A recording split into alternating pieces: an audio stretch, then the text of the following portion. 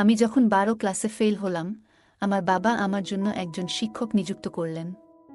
তিনি যখন থেকে প্রতি সপ্তাহে আমাকে বাড়িতে পড়াতে আসা শুরু করলেন, তখন থেকেই আমার মায়ের আচরণে কিছু পরিবর্তন দেখতে পেলাম, যা আমাকে ভাবিয়ে তুলছিল। শিক্ষক প্রায় কোনো না কোনো অজুহাতে ঘরের বাইরে যেতেন। একদিন আমি আমার মাকে এবং শিক্ষকের দিকে নজর রাখছিলাম। আমার স্যার আমার মায়ের ঘরে ছিল।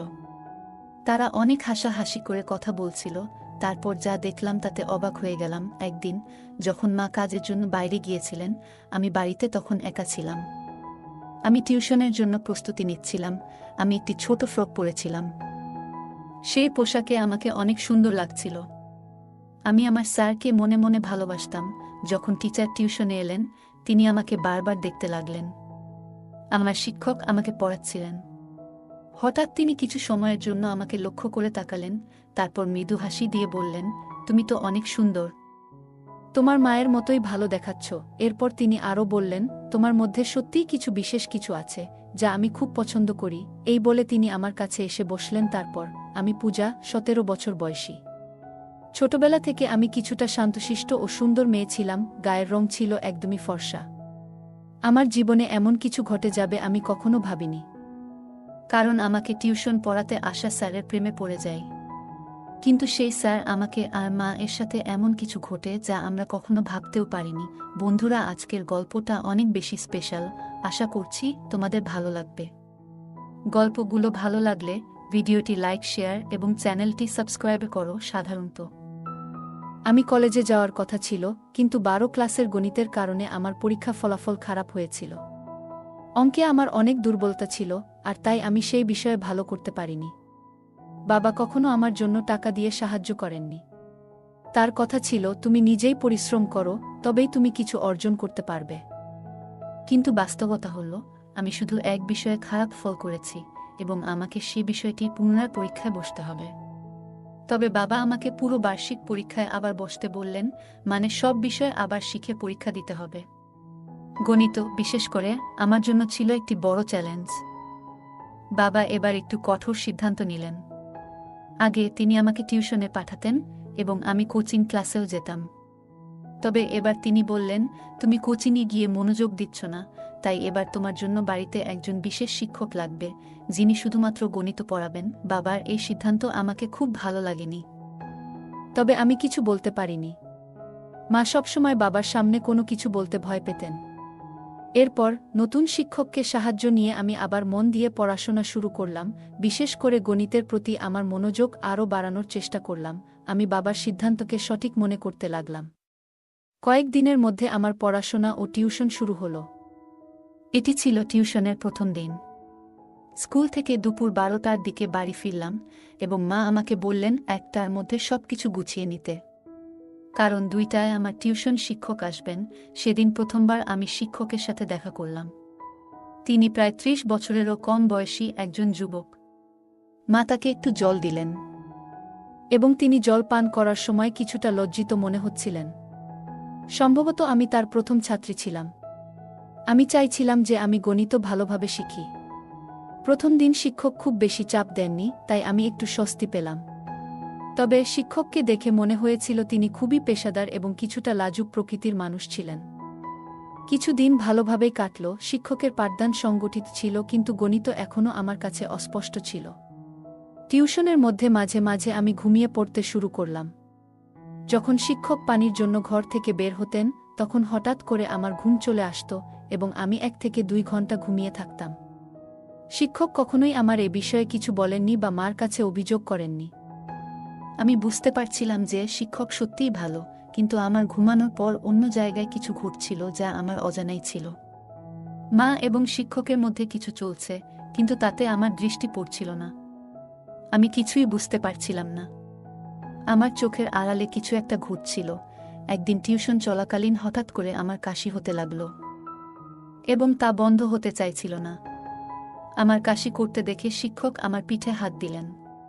কাশির শব্দ মায়ের কাছে পৌঁছালে তিনি তাড়াতাড়ি জল নিয়ে এলেন। সেই সময়েও আমি শিক্ষকের উপর নজর রেখেছিলাম। মায়ের হাত থেকে পানির গ্লাস যখন শিক্ষক নিলেন, তখন তাদের হাত একসাথে লাগার মতো হল। এটি দেখে একটু অস্বস্তি অনুভব করলাম এবং কেন জানি মায়ের উপর রাগও হচ্ছিল। তখন আমার মনে কি চলছে তা আমি নিজেই বুঝতে পারছিলাম না। পরবর্তীতে শিক্ষক আমাকে নিজের হাত দিয়ে পানি দিলেন। তিনি আমার কাছাকাছি আসছিলেন এবং আমার মধ্যে এক অদ্ভুত অনুভূতি শুরু হলো। এই অনুভূতিগুলি কি তা আমি জানি না, সে সময় আমি এটি ঠিকভাবে বুঝতে পারিনি। পরের দিন স্কুলে গিয়ে বিরতির সময় আমার দেখা হয় আমার বন্ধু তানিয়ার সঙ্গে। তানিয়া আমার পুরনো বন্ধু এবং আমরা দুজনেই 12 ক্লাস পর্যন্ত একসাথে পড়েছি। সে আমার মতো ফেল করেনি, তাই কলেজে ভর্তি হয়েছে। সেদিন আমি তানিয়াকে একটি ছেলের সাথে দেখলাম। আমি জিজ্ঞেস করলাম, তুমি সবসময় এই ছেলের সাথে সময় কাটাও কেন? সে উত্তর দিল, এটা আমার বয়ফ্রেন্ড। তার উত্তর শুনে আমি তাকে বোঝাতে লাগলাম, তানিয়া, এত কম বয়সে এসব তোমার জন্য ঠিক নয়। প্রেমের জন্য হয়তো এখনো সময় রয়েছে। তখন তানিয়া হেসে বলল, পূজা, কলেজ লাইফ তো এসবই করার জন্য। কলেজে যাওয়া মানেই এরকম কিছু। আমি যদিও কলেজে ছিলাম না, তবুও মনে হতে লাগলো যে বয়ফ্রেন্ড থাকা জরুরি। তানিয়া বলল, দেখো, কলেজে প্রায় সব মেয়েরই বয়ফ্রেন্ড আছে। তুমি এখনও স্কুলে, তাই হয়তো বয়ফ্রেন্ড গার্লফ্রেন্ড সম্পর্কের ব্যাপারে তোমার ধারণা খুব স্পষ্ট নয়। আমি বুঝানোর চেষ্টা করছিলাম যে এটি সঠিক নয়, কিন্তু এর মধ্যে সে হেসে বলল, তাহলে কি তোমারও কোনো বয়ফ্রেন্ড আছে? তার এই প্রশ্নে কিছুটা বিব্রত হয়ে আমি বললাম, না। আমার কিছুটা ধীরতা দেখে তানিয়া বলল, পূজা, তুমি 12 ক্লাসে পড়ছ বটে, কিন্তু তা বলে তোমার বয়স তো আমার সমান। যদি তোমারও কারো সাথে বন্ধুত্ব করার ইচ্ছা থাকে, তাহলে মনে রাখবে, এটা শুধু কলেজের জন্য নয়। যদি কাউকে ভালো লাগে তবে তার সাথে কিছু সময় কাটাতে ভয় পাবে না। তানিয়ার কথাগুলো আমাকে ভাবাতে লাগলো। মনে হলো, যদিও আমি কলেজে নেই, তবুও আমার বয়স এমন যে আমি এসব অভিজ্ঞতা নিতে পারি। সে তখন বলল, যদি তোমার কারো সাথে বন্ধুত্ব করতে হয়, তাহলে আমি তোমাকে আমার বয়ফ্রেন্ডের এক বন্ধুর সাথে পরিচয় করিয়ে দিতে পারি। আমি সঙ্গে সঙ্গে জানিয়ে দিলাম, না, আমি সেই জন্য প্রস্তুত নই। কারণ আমার বয়সের ছেলেদের প্রতি আমার বিশেষ আগ্রহ ছিল না। গত কিছুদিন ধরে আমার নজর কেবল আমার টিউশন টিচারের প্রতি ছিল। কখনো কখনো অনিচ্ছাকৃতভাবে টিচারের হাত আমাকে স্পর্শ করলে এক ধরনের অনুভূতি আমার মনে জেগে উঠত। তানিয়ার সাথে কথা বলে আমি বুঝতে পারলাম, যখন কাউকে ভালোবাসা হয় তখন এ ধরনের অনুভূতি হতে পারে। এখন আমি বুঝতে পারলাম যে আমার টিউশন টিচার আমাকে ভালো লাগছে, আর তাদের বয়সের বিষয়টি আমার কাছে অপ্রধান হয়ে পড়ে। আমি সিদ্ধান্ত নিয়েছিলাম, শীঘ্রই আমি আমার অনুভূতি আমার টিচার এর সাথে শেয়ার করব। আমি নিশ্চিত ছিলাম যে সে আমার প্রস্তাব নাকচ করবেন না, কারণ আমার সৌন্দর্য বিশেষভাবে আকর্ষণীয়। সেদিন যখন আমি স্কুল থেকে বাড়ি ফিরলাম, মায়ের কিছু বলার আগেই আমি টিউশনে যাওয়ার জন্য প্রস্তুত হয়ে গেলাম। আমাকে তাড়াতাড়ি প্রস্তুত দেখে মা আমাকে প্রশংসা করে বললেন, আজ তো তুমি দারুণ প্রস্তুতি নিয়ে এসেছ। মা জানতেন না আমি কেন এত তাড়াহুড়ো করেছিলাম। কিছুক্ষণ পরে টিচার যখন আমার বাড়িতে এলেন, আমি শুধু তার দিকে তাকিয়েছিলাম। যখন স্যার আমাকে পড়াচ্ছিলেন, তখন আমার মন পড়ার দিকে ছিল না, বরং আমি তার দিকে মনোযোগী ছিলাম। হঠাৎ তার দৃষ্টি আমার দিকে পড়লে আমি তৎক্ষণাৎ অন্যদিকে তাকিয়ে গেলাম। টিচার বললেন, আমি একটু পানি পান করতে যাচ্ছি, তুমি এই প্রশ্নটা সমাধান করো। আমি মাথা নেড়ে সম্মতি জানালাম, কিন্তু আমার মন পড়ার উপর ছিল না, বরং আমার ক্রাশের দিকে। আমি তাকে মনে মনে ভালোবাসতে শুরু করছিলাম, কিন্তু আমি জানি না এই কথাটা তাকে জানাবো কিভাবে। কিছু সময় পর আমি আবার বিশ্রাম নিতে যাচ্ছিলাম। আমার খুব ঘুম পাচ্ছিল, কিন্তু নিজেকে জাগিয়ে রাখলাম। অনেক সময় পার হয়ে গেল এবং টিচার ফিরে আসলেন না। তাকে ডাকতে বাইরে গেলে দেখলাম সে হলরুমে মায়ের সাথে বসে আছেন। আমার টিচার মায়ের কাঁধে হাত রেখে গল্প করছিলেন, যা আমার কাছে একটু অদ্ভুত লাগল। আমাকে দেখেই সে মায়ের থেকে কিছুটা দূরে সরে গিয়ে বললেন, আমার একটু অলস লাগছে, তাই আমি তোমার মাকে বলেছিলাম আমার জন্য চা বানাতে। আমি মাথা নেড়ে কিছু বললাম না।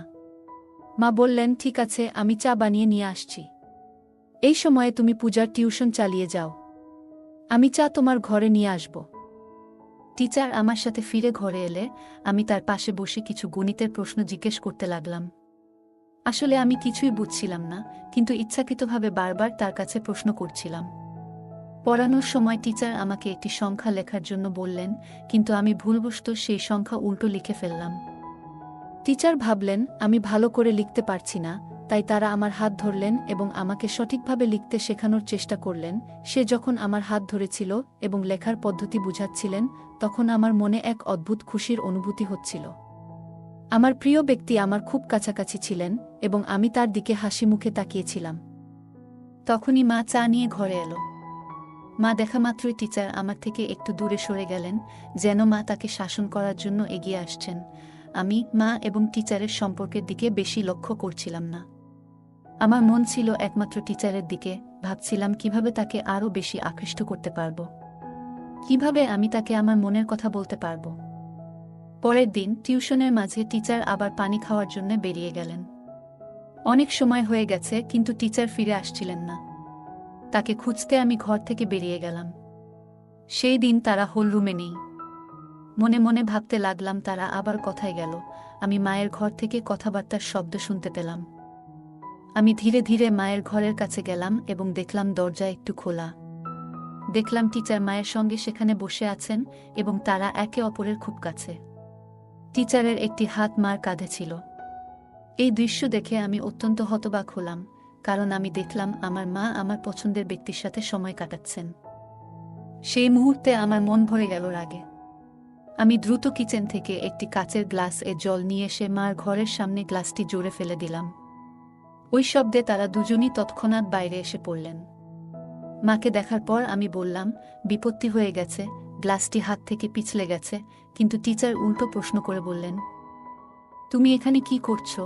আমি সোজাসুজি তাদের দিকে তাকালাম এবং টিচার আমাকে বললেন, তোমার মায়ের মোবাইলের সমস্যা দেখা দিয়েছিল, তাই তোমার মা আমাকে এখানে ডেকেছিলেন। তার ভয়ে ভয়ে কথা বলার ধরন যা বুঝিয়ে দিল যে তাদের মধ্যে এক বিশেষ সম্পর্ক ছিল, যা আমার কাছ থেকে আমার মা আর আমার স্যার লুকাতে চাচ্ছে। কিন্তু আমি তো মার মেয়ে এবং আমি জানতাম যে আমি আমার মায়ের থেকে বেশি তরুণ ছিলাম। টিচার অবশ্যই আমার প্রতি আকৃষ্ট হতে বাধ্য ছিল। এখন আমার পরিকল্পনা ছিল কিভাবে টিচারকে আকর্ষণ করব। সেই দিন কিছু করতে পারলাম না, কারণ টিউশনের সময় শেষ হয়ে গেল। কিন্তু আগামী দিনে আমি নিশ্চয়ই কিছু করার চেষ্টা করব। একদিন যখন আমি টিউশনের জন্য প্রস্তুতি নিচ্ছিলাম, আমি একটি ছোট ফ্রক পরেছিলাম। সেই পোশাকে আমাকে অনেক সুন্দর লাগছিল, আর আমি একটু হালকা করে সেজেছিলাম। যখন টিচার টিউশনে এলেন, তিনি আমাকে বারবার দেখতে লাগলেন। পড়াশোনা শুরু হলে কথার মধ্যে আমি তার হাত আমার পায়ের কাছে রাখলাম। এরপর বেশ কিছু সময় ধরে টিচার তার হাত আমার পায়ের কাছ থেকে সরালেন না। এতে বুঝতে পারছিলাম যে তিনি ক্রমশ আমার প্রতি আকৃষ্ট হচ্ছেন। সেদিন সময় কেটে গেল, কিন্তু প্রতিদিনের মতো টিচার পানি খেতে বা অন্য কোনো কারণে ঘর থেকে বেরিয়ে যাননি। বরং তিনি আমাকে হাত ধরে পড়াতে লাগলেন এবং মাঝে মধ্যে আমার দিকে তাকাচ্ছিলেন। এটি আমার কাছে খুব ভালো লাগছিল। হঠাৎ করে মা এসে যান।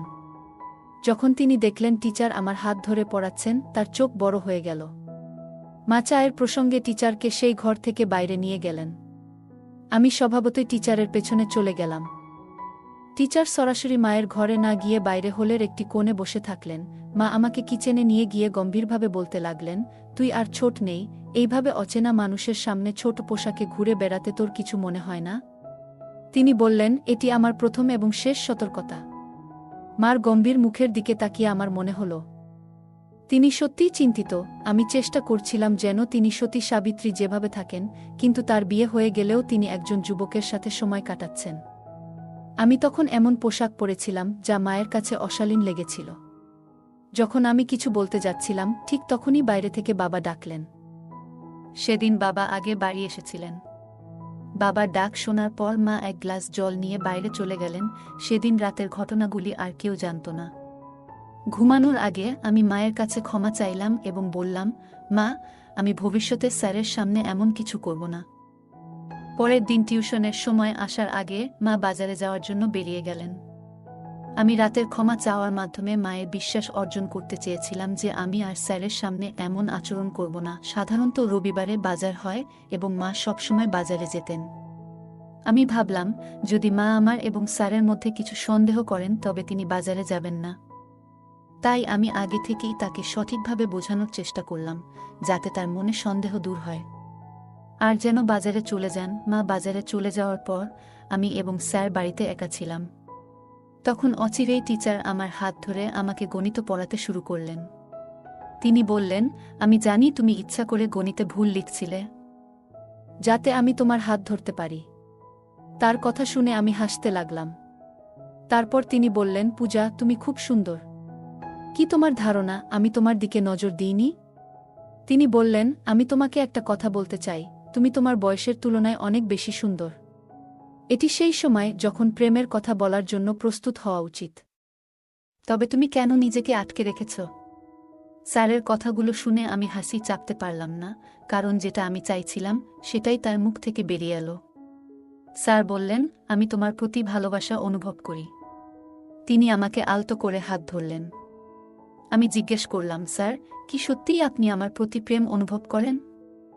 আমিও আপনাকে ভালোবাসি, কিন্তু একটা প্রশ্ন আছে, আপনি কেন প্রতিদিন কোনো না কোনো বাহানা তৈরি করে মায়ের ঘরে যান? আপনাদের মধ্যে কি কোনো সম্পর্ক আছে? আমার প্রশ্ন শুনে স্যার হাসলেন এবং বললেন, পূজা, তুমি কি মনে করো আমি তোমার মার প্রতি আকৃষ্ট? একদম নয়। আমি তো প্রথম থেকেই তোমার প্রতি নজর রেখেছিলাম। আমি দেখতে পেয়েছিলাম যে তুমি আমাকে ভালোবাসো কিনা। কিন্তু তোমার মায়ের কারণে আমি আমাদের সম্পর্কটি গোপন রাখতে চেয়েছিলাম, যাতে তিনি সন্দেহ না করেন। আমি ভয় পেয়েছিলাম যে যদি আমি তোমার সামনে আমার অনুভূতির প্রকাশ করি, তাহলে তুমি বিপর্যস্ত হয়ে যাবে, এ কারণে কিছু বলিনি। পরে ধীরে ধীরে তিনি আমার কাছে আসতে শুরু করেন এবং আমাদের মধ্যে প্রেমের সম্পর্ক গড়ে উঠতে থাকে। হঠাৎ করে আমার ঘরের দরজা জোরে খুলে যায় এবং সেখানে মা চলে আসেন। তাকে দেখে আমি একটু অবাক হলাম, কিন্তু একই সঙ্গে জানতাম যে আমি কোনো ভুল করছি না। আমি শুধু একজন বন্ধুর সাথে সময় কাটাচ্ছি। মা আমার কাছাকাছি এসে স্যারকে দূরে সরিয়ে দিলেন এবং বললেন, ভালো হয়েছে, আমি যদি মোবাইলের দিকে নজর না দিতাম তাহলে হয়তো তোমার এবং এই মানুষের সত্য আমার সামনে এসে যেত না। ব্যাগে মোবাইল না থাকার কারণে আমাকে আবার বাড়িতে ফিরতে হলো। প্রিয়া, এত কম বয়সে তোমার। আমি জানি আমি গতকালই তোমাকে সতর্ক করেছিলাম, কিন্তু আজকে তুমি আবার সেই অবস্থায় পৌঁছে গেছ। স্যার মার সামনে আমাকে ভুল প্রমাণিত করার চেষ্টা করছেন। স্যার মাকে বললেন, বেশ কিছু দিন ধরে তোমার মেয়ে বেশ কিছু অদ্ভুত কাজ করছে। আজকে সে নিজেই আমার সঙ্গে এই বিষয়গুলো নিয়ে আলোচনা করতে এসেছে। মাকে বলতে দেখার পর আমি বাধা দিলাম এবং বললাম, মা, এই লোকটির কথায় বিশ্বাস করো না। আমি তোমার শপিং ব্যাগে থেকে তোমার মোবাইল বের করেছিলাম, যাতে তুমি অর্ধেক পথে ফিরে এসে সত্যটা জানতে পারো। এটি আমি ইচ্ছাকৃতভাবে করেছি, যাতে তুমি বুঝতে পারো এই ব্যক্তির আসল চেহারা কি। আমি বললাম, এই টিউশন শিক্ষক আমাদের বাড়ির 2 মহিলার সঙ্গে এক ধরনের অসৎ ব্যবহার করছে। তুমি তার প্রেমে পড়তে পারো, কিন্তু আমি না। আমি কয়েকবার তোমাদের দুজনকে একসঙ্গে দেখেছি। তাই আমি এই সব ঘটনাকে সাজিয়েছি, যাতে তোমার কাছে এই লোকটির সত্যি মুখোশ খুলে দিতে পারি। যখন স্যার পড়াতে আসেন, ঠিক তখন আমি মায়ের মোবাইলে ভিডিও রেকর্ডিং শুরু করে দিই এবং সেটি ঘরের এক কোণে রাখি। যে কোনো কিছু তিনি মায়ের সম্পর্কে বলতেন, সবকিছু সেই মোবাইলে রেকর্ড হয়ে গিয়েছিল। যখন মা সেই ভিডিওটি দেখলেন, তিনি বুঝতে পারলেন যে স্যার তাদের সাথে প্রতারণা করছেন। মা সেই নালায়েককে পুলিশে দেওয়ার হুমকি দিলে তিনি সেখান থেকে পালিয়ে গেলেন। এরপর মা বললেন, পূজা, আমি অনেক ভুল করেছি, আমি জানি। কিন্তু আমি কি করব? তোমার বাবা আমাকে তেমন সময় দেন না। যেদিন তোমার টিউশন শিক্ষক বাড়িতে এসেছিল, সেদিন থেকেই তার সাথে আমার কথা বলা শুরু হয়। তখন আমি মনে করেছিলাম সে আমার মন বুঝতে শুরু করেছে। তার মিষ্টি কথায় আমি এমনভাবে আবদ্ধ হয়ে পড়েছিলাম যে তার স্বার্থপর প্রেমকে আমি সত্যিকারের মনে করতে শুরু করেছিলাম। আমি তো এতটাই তার প্রেমে মজেছিলাম যে তোমার কথা পর্যন্ত ভুলে গিয়েছিলাম। মা আরও বললেন, আমি সেই নালায়েকের সাথে বিয়ে করার কথা ভাবছিলাম, কিন্তু জানতাম না যে তার তোমার প্রতি এমনই ঘৃণ্য দৃষ্টি রয়েছে। সে আমার সাথে প্রেমের নাটক করে, কিন্তু তোমার সাথেও সময় কাটানোর চেষ্টা করছিল, এটি আমি বুঝতে পারিনি। তোমার বাবা সব কিছু করেন, যখন আমি যা কিছু চাই তা দেন, কিন্তু শুধু অর্থ দিয়ে একটি সম্পর্ক চলে না। ভালোবাসা ও মতবিনিময়ও প্রয়োজন। কিন্তু আমাদের মধ্যে তো এসব কিছুই ছিল না। এই কারণে যখন আমাকে অন্য একজনের কাছ থেকে একটু ভালোবাসা পেলাম, আমি তাতেই গা ভাসিয়ে দিলাম। আমি সত্যি খুব বড় একটি ভুল করেছি। মা যে ভুল বুঝতে পেরেছিলেন। আমিও স্যারের প্রেমে পাগল হয়ে পড়ছিলাম, কারণ আমার বন্ধুরা, তানিয়া, আমাকে নেতিবাচক বিষয়গুলো সম্পর্কে ভালোভাবে শিক্ষা দিয়েছিল। তানিয়া আমাকে প্রেমের প্রকৃতি সম্পর্কে জানিয়েছিল।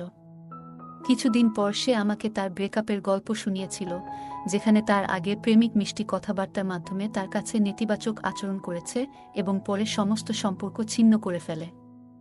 যে মেয়ে আমাকে প্রেমের অর্থ বোঝালো, সেই মেয়ে আমাকে প্রেম এবং প্রতারণার মধ্যে পার্থক্য বোঝাতে সাহায্য করেছিল। তানিয়া যা জানিয়েছিল তা শুনে আমি সতর্ক হয়ে উঠলাম, এবং এই কারণে আমি মা এবং নিজেকে ওই নালাজুক টিউটরের নজর থেকে রক্ষা করতে পারলাম। ওই ঘটনায় মা আমার সঙ্গে প্রতিজ্ঞা করেছিলেন যে তিনি আর কাউকেই তার অনুভূতি শেয়ার করবেন না। আমিও ঠিক করেছি যে আমি কাউকে অপ্রয়োজনীয় বিষয়গুলোতে জড়িয়ে পড়ব না। আমি মনোযোগ দিয়ে পড়াশোনা করব এবং বাবার স্বপ্ন পূরণ করব। প্রিয় বন্ধুরা, এটা মনে রাখা জরুরি যে জীবনের একজন সঙ্গীর ভালোবাসা কেবল অর্থের উপর নির্ভর করে না। সময় মতো সঙ্গীকে সময় দেওয়া এবং তাদের অনুভূতিগুলো বোঝা জীবনের একটি মৌলিক প্রয়োজন। প্রত্যেক সঙ্গীকে এটি বুঝতে হবে, নইলে যদি হঠাৎ কোনো তৃতীয় ব্যক্তির সামনে আপনার অনুভূতি প্রকাশ করেন, তাহলে ওই ব্যক্তি এটি সুবর্ণ সুযোগ হিসেবে নিতে পারে। ভালোবাসা পাওয়ার জন্য কিছু কথা বলাটা গুরুত্বপূর্ণ, কিন্তু এটি কোনো যুদ্ধ নয়, বরং সঙ্গীর প্রতি সত্যিকারের ভালোবাসা। যে কোনো পরিস্থিতিতেই ভালোবাসা তাদের কাছেই প্রকাশ করতে হয়। জীবনে অনেক সময় আমরা সহজে মানুষের কথায় বিশ্বাস করে ফেলি, কিন্তু গুরুত্বপূর্ণ যে আমরা সব সময় সতর্ক থাকতে পারি। যে ব্যক্তি আমাদের খুব কাছে আসতে চায়, তার উদ্দেশ্য কি তা বোঝা অত্যন্ত জরুরি। ভালোবাসা শুধু মিষ্টি কথায় বা বাহ্যিক আচরণে নয়, বরং এটি ভিত্তি করে একে অপরের প্রতি বিশ্বাস, শ্রদ্ধা এবং আন্তরিকতার উপর। ভালোবাসা কখনো প্রতারণার মতো হতে পারে না, আর সম্পর্কের মধ্যে সৎ ও খোলামেলা থাকা উচিত।